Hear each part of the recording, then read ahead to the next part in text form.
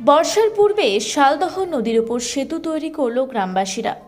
ঘটনাটি ঝালদা ২ নম্বর ব্লকের বামনিয়া বেলাডি গ্রাম পঞ্চায়েতের অন্তর্গত বড়ুয়াকোচা থেকে পাড়োয়া যাওয়ার যোগাযোগ রাস্তার শালদহ নদীর।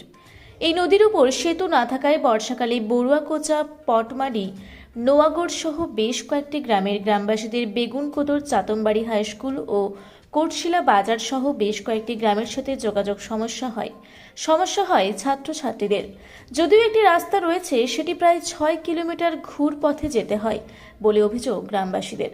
এ বিষয়ে গ্রামের দারিক সিং মুড়া ও সন্তোষী মুর্মু জানান, আমাদের দীর্ঘদিনের সমস্যায় এই শালদহ নদীর সেতু না থাকায় ভোটের সময় নেতারা প্রতিশ্রুতি দিলেও কাজের কাজ হয়নি, যার জেরে প্রতি বছর বর্ষার জল নদীতে বাড়লে যোগাযোগ বিচ্ছিন্ন হয়ে পড়ে।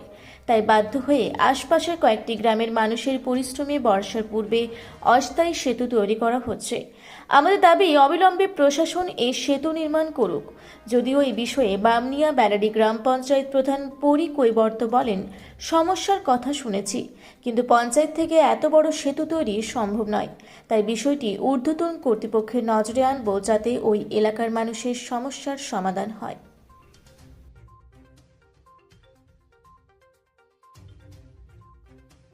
পেছনে দেখা যাচ্ছে নদীর উপরে কাঠামো তৈরি হয়েছে। কি তৈরি করছেন এবং কেনই তৈরি করছেন?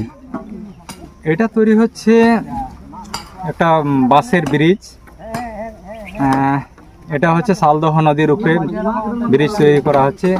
এটা হচ্ছে ৪-৫টা গ্রাম মিলিয়ে নিয়ে, যেমন রয়েছে বড়ুয়াকোচা, চিরুটাড়, নোয়াগড়, পটমাডি, এই সকল গ্রাম মিলিয়ে নিয়ে এখন এখানে ব্রিজ তৈরি করা হচ্ছে। এটা বিশেষ করে নিয়ে এই কারণে করা হচ্ছে, বর্ষা চলে আসছে। এই বর্ষাতে বিশেষ করে নিয়ে ছাত্রছাত্রী যারা রয়েছে এবং অন্যান্য জনগণ যারা রয়েছে, তাদের একটা বিশেষ সমস্যা হয় এখানে পারাপার হওয়ার ক্ষেত্রে। তার জন্য আমরা ব্রিজ তৈরি করছি বাঁশ দিয়ে নিয়ে।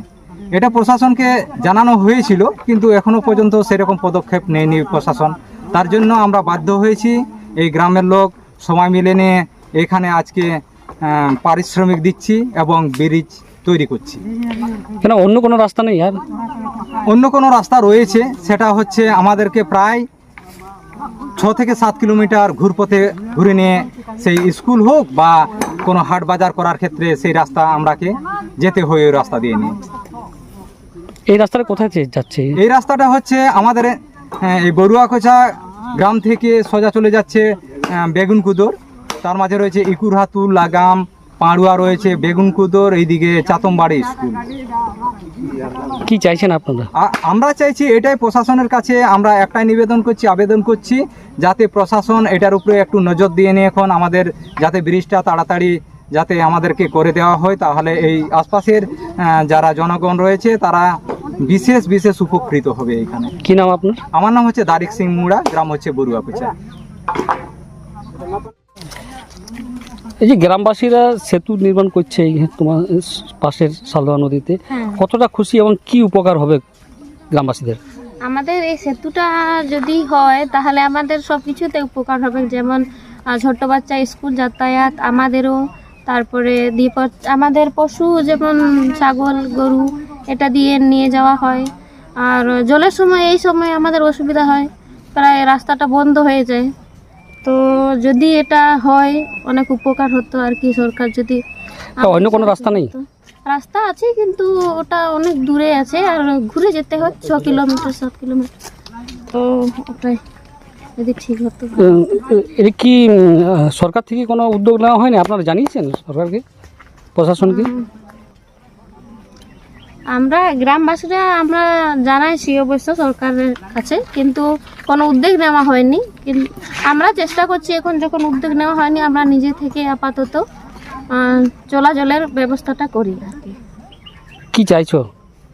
আমরা চাই এই সেতুটা যেমন সরকার আমাদের নির্মাণ করে দিক, আমাদের অনেক সুবিধা হতো আর কি। কি নাম? আমার নাম সন্তোষী মাঝি। কোন গ্রাম? বড়ুয়াকোচা।